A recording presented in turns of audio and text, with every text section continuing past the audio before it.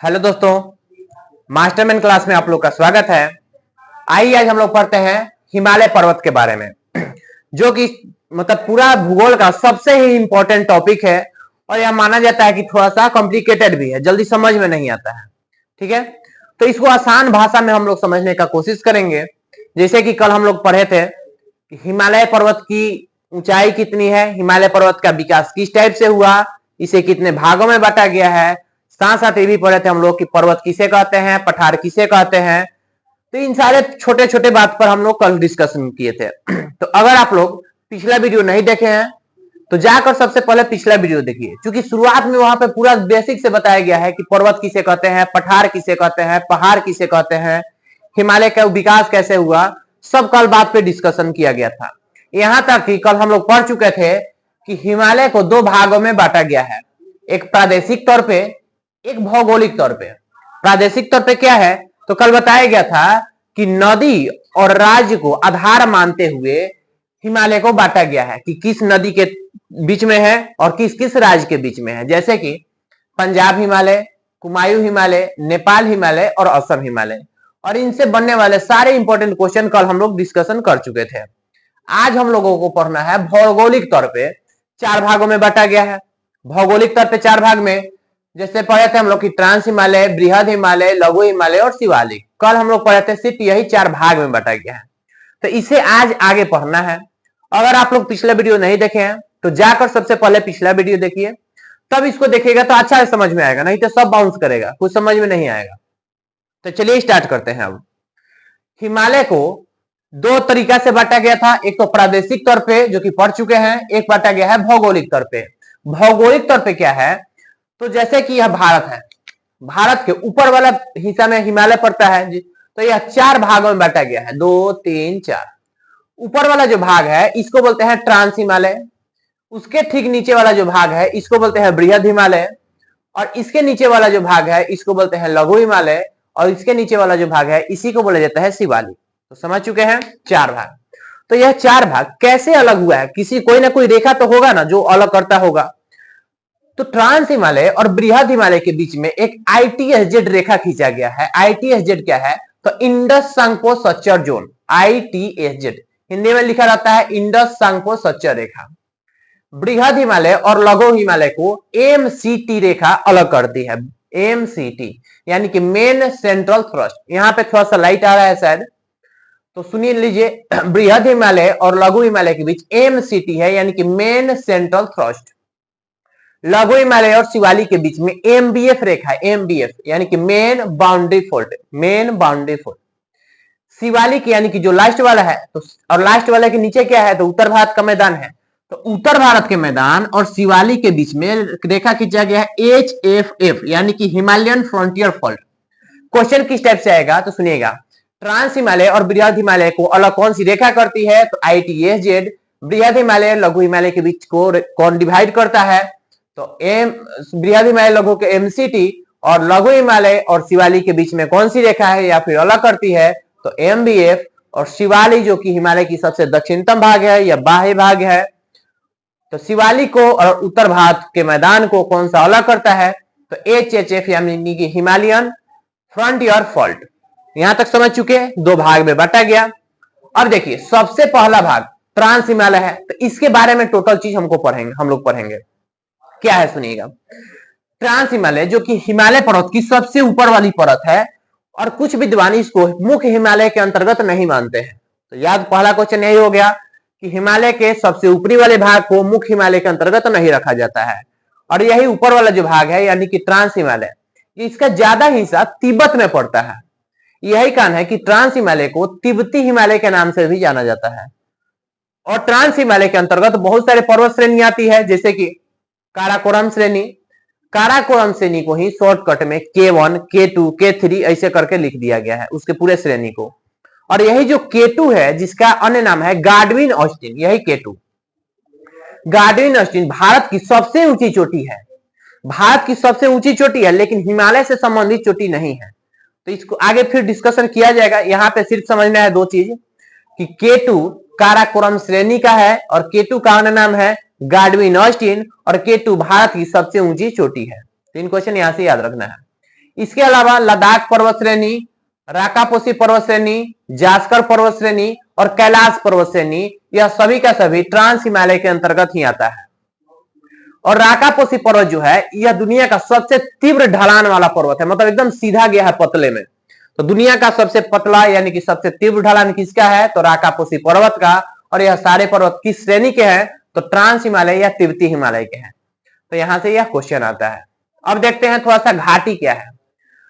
तो दो पर्वतों के बीच वैसा गड्ढा भाग जहां से होकर नदी गुजरती है उसी को बोलते हैं घाटी। दो पर्वत के बीच वैसा गड्ढा भाग जहां से होकर नदी गुजरती है उसको बोला जाता है घाटी। समझ गए? उसके बाद बहुत सारा श्रेणी होता है पर्वत का अलावा, इसके अलावा बहुत सारा श्रेणी है। जैसे कि श्रेणी किसे बोलेंगे? कल हम लोग पढ़े थे कि पर्वतों के बहुत सारे समूह को ही बोला जाता है पर्वत श्रेणी। जैसे कि यहाँ पे दिया गया है ऊपर से नीचे के क्रम में कुछ श्रेणी है, जैसे कि जास्कर श्रेणी, पीर पंजाल श्रेणी, धौलाधर श्रेणी और नागाटिबा श्रेणी। तो इन श्रेणियों के बीच में कुछ छोटे छोटे घाटी हैं। तो पूछा जाता है क्वेश्चन कि कौन सा घाटी किन दो पर्वत श्रेणी को अलग करता है, या पर्वत श्रेणी के बीच में कौन सी घाटी है। तो देखते हैं, जास्कर श्रेणी और पीर पंजाल श्रेणी के बीच में काश्मीर घाटी है।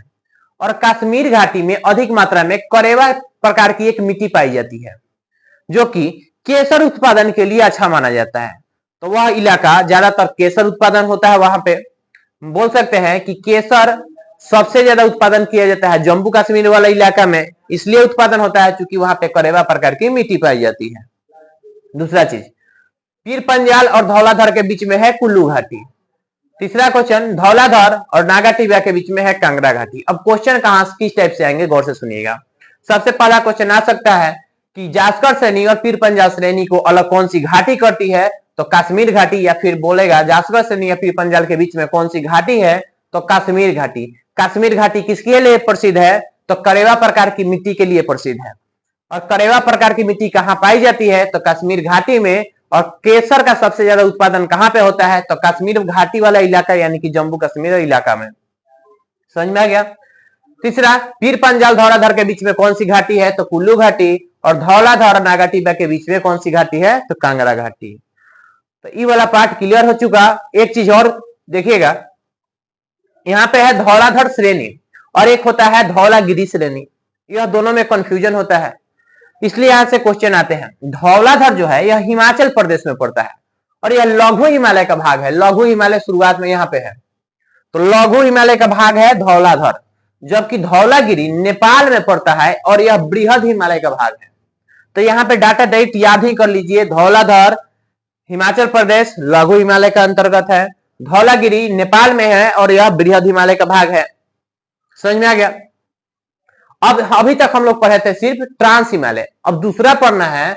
दूसरा कौन पढ़े थे अभी? बृहद हिमालय। और ट्रांस हिमालय बृहद हिमालय को अलग कौन सा करता है रेखा? तो हिंडस सांगपो सच्चर रेखा। दूसरा पढ़ते हैं बृहद हिमालय। बृहद हिमालय से नाम से ही पता चलता है कि इसमें बहुत ऊंचे ऊंचे शिखर होंगे, जिसका कारण से इसे बृहद हिमालय, महान हिमालय, सर्वोच्च हिमालय, आंतरिक हिमालय या हिमाद्री के नाम से जानते हैं हम लोग। हिमाद्री इसलिए बोला जाता है क्योंकि इस वाले पर्वत पर ज्यादातर पहाड़ मतलब कि पत्थर से पूरा ढका रहता है, बर्फ के पत्थर, बर्फ से पूरा ढका रहता है। तो पूरे बर्फ से ढके रहने के कारण इन श्रेणियों को बोला जाता है हिमाद्री।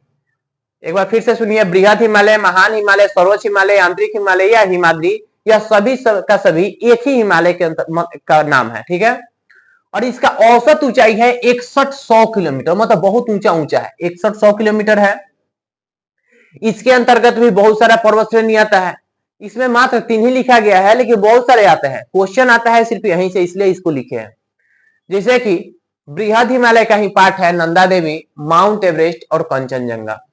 तो नंदा देवी की ऊंचाई है 7817 मीटर, माउंट एवरेस्ट की ऊंचाई 8848 मीटर, कहीं कहीं देखने को मिल जाता है आपको 8850 मीटर।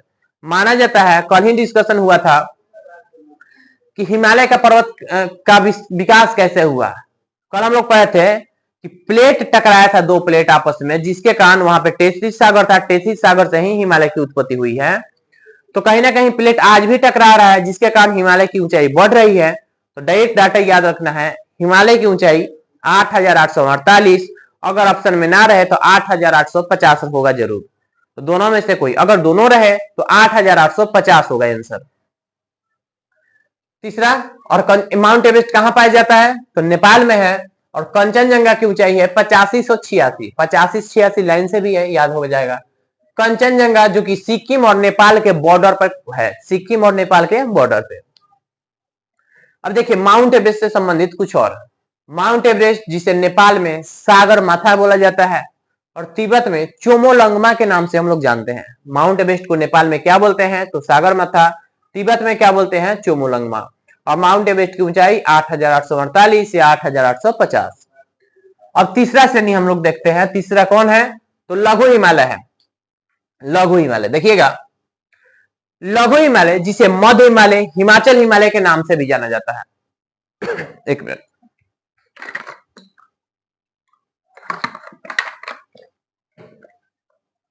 देखिएगा, लघु हिमालय जिसे मध्य हिमालय या हिमाचल हिमालय के नाम से जाना जाता है और यह स्वास्थ्यवर्धक जलवायु के लिए फेमस है। स्वास्थ्यवर्धक मतलब इस वाले इलाके में हमारे अनुकूल जलवायु पाए जाते हैं, इसके लिए यह फेमस है। और इसकी औसत ऊंचाई होती है 3000 से 4500। ऊपर वाला अभी पढ़े थे 100 बहुत ऊंचा है, उससे थोड़ा सा कम ऊंचा है ये वाला इलाका, 3000 से 4500 मीटर। और इसके अंतर्गत भी बहुत सारा हिमालय है, मतलब पर्वत है, जैसे कि पीर पंजाल, धौलाधर, मसूरी और महाभारत। उसके बाद पीर पंजाल पड़ता है जम्मू कश्मीर में, धौलाधर पड़ता है हिमाचल प्रदेश में, मसूरी है उत्तराखंड में और महाभारत है नेपाल। अब यहां से क्वेश्चन क्या आएगा सुनिएगा। सबसे तो पहला आ जाता है क्वेश्चन कि बताइए महाभारत किस श्रेणी का भाग है? तो महाभारत लघु या मध्य हिमालय श्रेणी का भाग है। मसूरी सेम चीज, लघु या मध्य, धौलाधर लघु या मध्य और पीर पंजाल लघु या मध्य। इस टाइप से क्वेश्चन आएगा। दूसरा आएगा राज्य से संबंधित कि पीर पंजाल किस राज्य में है? तो जम्मू कश्मीर। धौलाधर किस राज्य में है? हिमाचल प्रदेश। मसूरी किस राज्य में है? उत्तराखंड। और महाभारत किस राज्य में है? नेपाल। समझ गए? अब देखिए लघु जो हिमालय है यहाँ पे कुछ पर्वतीय नगर ही, पर्यटक नगर भी है, मतलब घूमने वाला इलाका अच्छा अच्छा यहीं पे देखने को मिलता है, जैसे कि शिमला, मसूरी, मनाली, दार्जिलिंग। इसके अलावा बहुत सारा छोटा छोटा सुंदर सुंदर जगह है। तो यह जितना सारा जगह है सुंदर सुंदर घूमने वाला, यह ज्यादातर इसी वाला इलाका में है। उसके बाद लघु हिमालय और नीचे में है शिवालिक। इसके बीच में कुछ समतल संरचनात्मक मैदान देखने को मिलता है, जिसे हम लोग दून अथवा द्वार के नाम से जानते हैं। दून अथवा द्वार, जैसे कि देहरादून या हरिद्वार। इसी तरह बहुत सारा चीज है, मतलब मैदान टाइप से। और यह दोनों पर्वत के बीच में कुछ घास के मैदान भी देखने को मिलते हैं, जैसे कि गुलमर्ग और सोनमर्ग। यह घास के कुछ मैदान है। समझ गए? अब यहां से क्वेश्चन जो आएगा गौर से सुनिएगा। लघु हिमालय या मध्य हिमालय का औसत ऊंचाई कितना है? तो 3000 से 4500 मीटर। उसके बाद हम लोग के लिए सबसे अच्छा जलवायु वाला क्षेत्र कौन सा है? तो लघु हिमालय वाला इलाका है। लघु हिमालय में ही कुछ पर्यटन स्थल है, शिमला, मसूरी, मनाली और दार्जिलिंग इत्यादि। इन दोनों के बीच में कुछ संरचनात्मक मैदान है, जिसे हम लोग दून अथवा द्वार कहते हैं, जिसे कि देहरादून और हरिद्वार। कुछ घास के मैदान है, जिसे सोनमर्ग और गुलमर्ग, कुछ घास के मैदान है।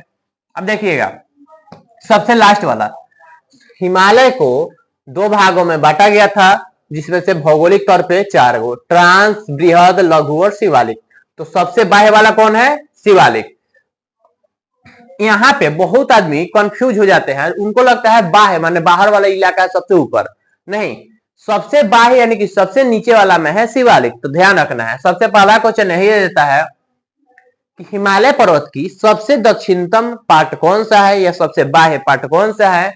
तो यही है शिवालिक, जिसे निम्न हिमालय या बाह्य हिमालय के नाम से हम लोग जानते हैं। निम्न हिमालय या बाह्य हिमालय।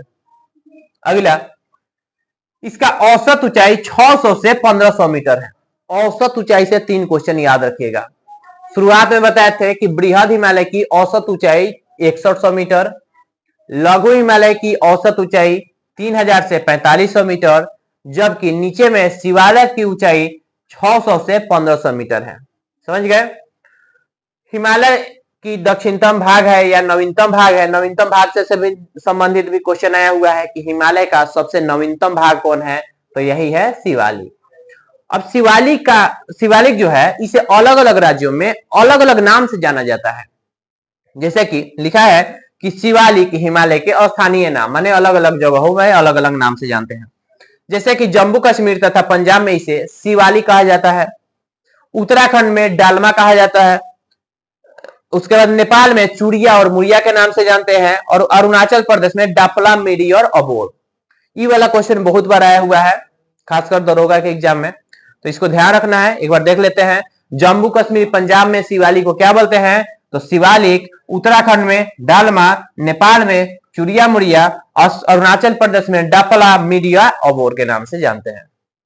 अब देखिए सबसे ऊंची चोटी क्या है, तो इसको जो हम शुरुआत में विभाजित किए थे प्रादेशिक तौर पे, पंजाब हिमालय, कुमायूं हिमालय, नेपाल हिमालय या असम हिमालय, तो इन सब का कोई ना कोई ऊंचा चोटी होगा ना, तो वही दिया गया है यहाँ पे कि पंजाब हिमालय की सबसे ऊंची चोटी है K2 या गाडविन अस्टीन।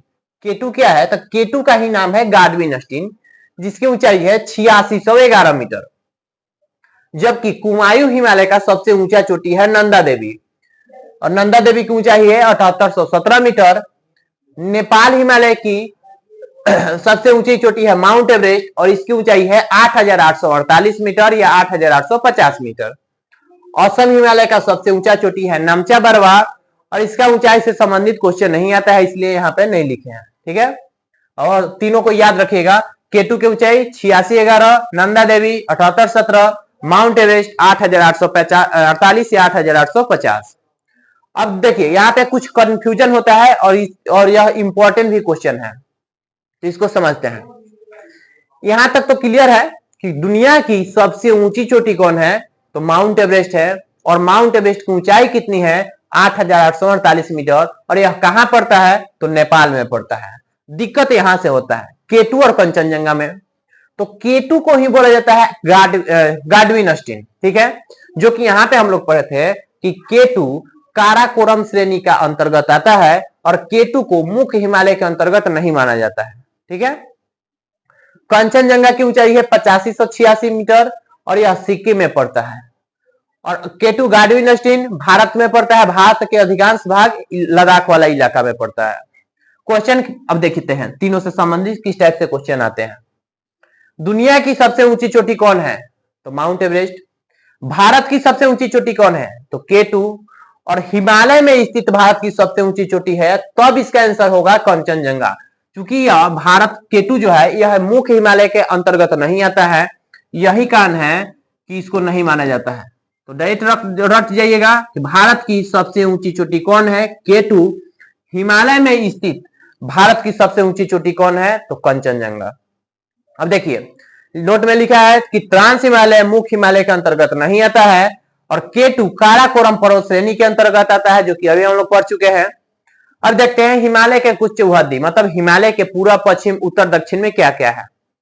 तो हिमालय के उत्तर में तिब्बत का पठार, इसको याद करना भी बहुत आसान होता है। देखते हैं, जैसे कि यह भारत है, कल हम लोग पढ़े थे कि हिमालय का विस्तार इस वाला इलाका में है, और लगभग इस प्रकार की आकृति बनाती है हिमालय, यानी कि धनुष्कार आकृति में है, बोल सकते हैं हिमालय के। और इस वाला इलाका को क्या बोलते हैं हम लोग, चीन, यानी कि तिब्बत वाला इलाका। तो हिमालय के उत्तर में हो गया तिब्बत का पठार, हिमालय के नीचे में हो गया भारत वाला इलाका, यानी कि उत्तर भारत का विशाल मैदान, और हिमालय के पूरब में नामचा बरवा है, और हिमालय के पश्चिम में नंगा पर्वत है।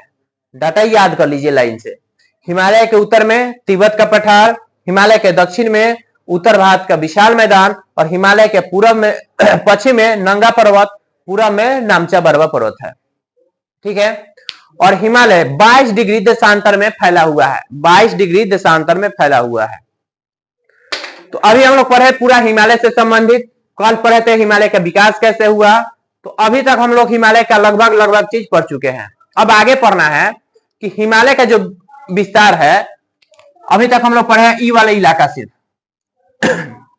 अब पढ़ना है कि सेवन सिस्टर वाला इलाका में हिमालय को क्या बोलते हैं, कहां कहां फैला हुआ है, अलग अलग देशों में और क्या क्या बोलते हैं।